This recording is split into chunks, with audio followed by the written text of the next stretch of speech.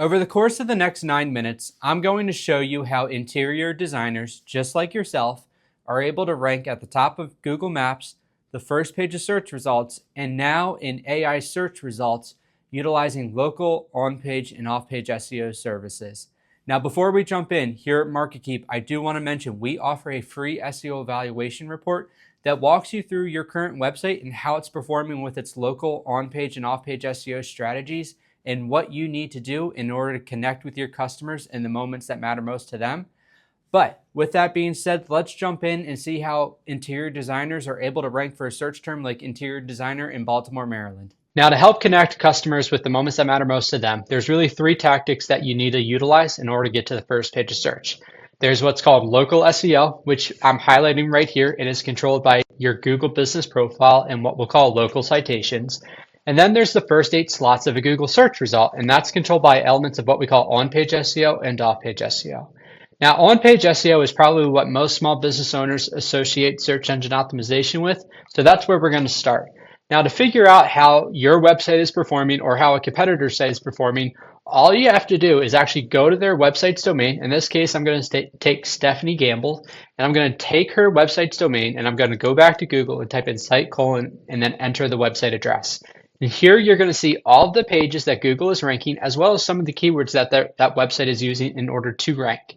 Now, what I look at here is kind of just the opportunity to figure out like how she's utilizing the search term interior designer in Baltimore to her advantage. She has it listed strategically within her meta tag title. She also has it listed strategically within her meta description.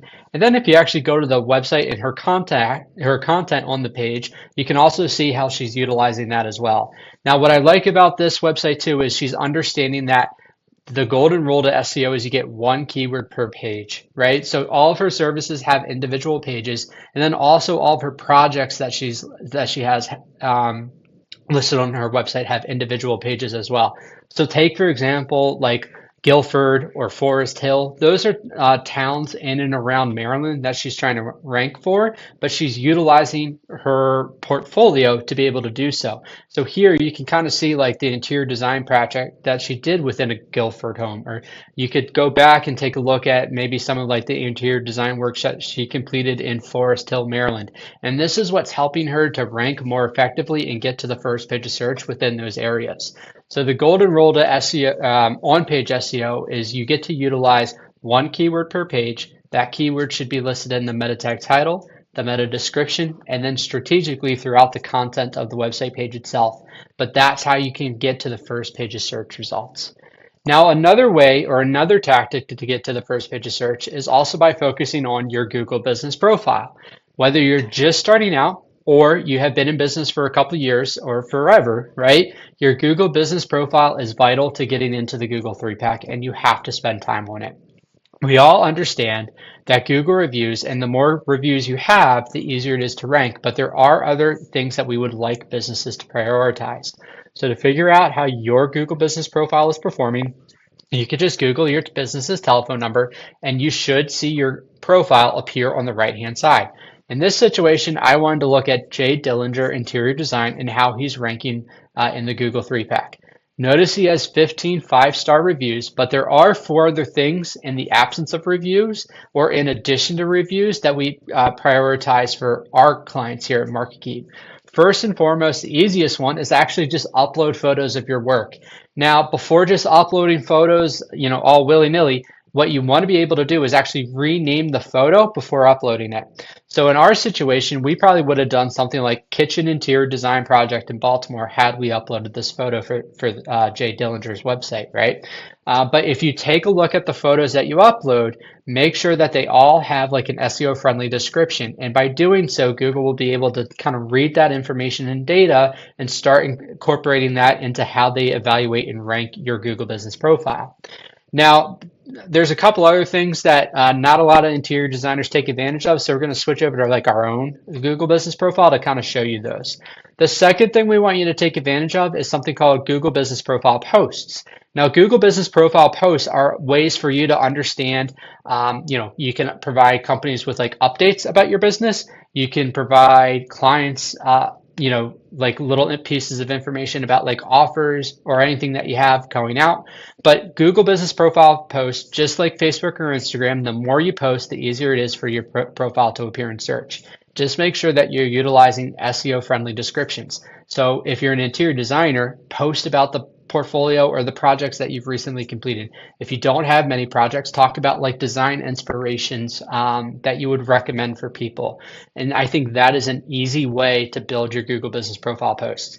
If you do 1 to 2 posts a month at a minimum basis, you'll really start to see those advantages take in effect. Now, another way to get to the first page of search within the Google 3-pack is also to utilize a section called your questions and answers.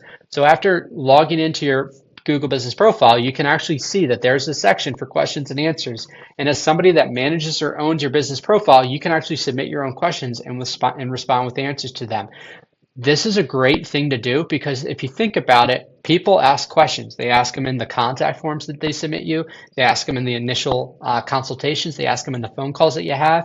And if they have those questions and you kind of hear them repeatedly time and time again, then you know other people do as well. So I feel like that is just a great opportunity to take that question, put it in your Google Business Profile, respond with an answer, and that's another way that you can rank more effectively. From there, we also want you to take advantage of adding what are called products and services. Products and services, again, are a great way to kind of showcase all of the things that you can do for a homeowner, and the more descriptive they can be from an SEO perspective, the better. Now, what I mean by that is I'm not saying that the product title or the service title needs to be SEO friendly, but the service description itself definitely should have some SEO in it. And if you do that, I think you're well on your way to having a better profile visibility. Now, finally, the last thing we want you to take advantage of when managing your Google Business Profile is, again, just to make sure that you're maximizing all the leverage within local citations. And that's places that you can list your business's name, address, and phone number. So while the Google Business Profile is probably king, you still want to make sure that you claim like your Bing business places, your Apple Maps, anywhere that you can list your business name, address, and telephone number is a great opportunity, which leads us directly into our last part of SEO, which is talking about off-page SEO. Now remember, on-page SEO refers to the keywords you have embedded in your website. Local SEO refers to your Google Business Profile and your ability to get into the maps. Off-page SEO is all about having other websites to link back to or backlinking. A lot of people hear that and they just go out and assume that the more backlinks I have, the better my site's going to perform. That is not what we're saying. Not all backlinks are created equal, right? It's more about quality versus quantity. So in this situation, we can understand that to get to the first page of Interior Designer in Baltimore, you probably need about 24 other websites to link back to you to be considered. Now, the great thing about off-page SEO is it leaves a paper trail. So here we could take a look and understand that, like, again, the first example, Stephanie Gamble, she has 92 backlinks from 73 referring domains. If we look at those 73 referring domains, we can understand that they're a combination of local citations and news and announcements. So she's been featured in like Architectural Digest, Apartment Therapy, Southern Living, but she's also been featured locally within BaltimoreMagazine.com. From there, you can also start to kind of scroll down a little bit further and you start to see that she's also just listed in places that kind of have like the best interior design firms in Baltimore. And those are the types of listings that we want you to kind of go after. Anywhere that you can list your business's name, address, and telephone number, and it applies back to your primary category like an interior designer, the better it's going to be for your website. Now, again, if you want a free SEO evaluation, all you have to do is fill out our report and we'll send something back like this. But hopefully you found this video helpful, and I wish you the best of luck with your business. Thanks a lot and take care.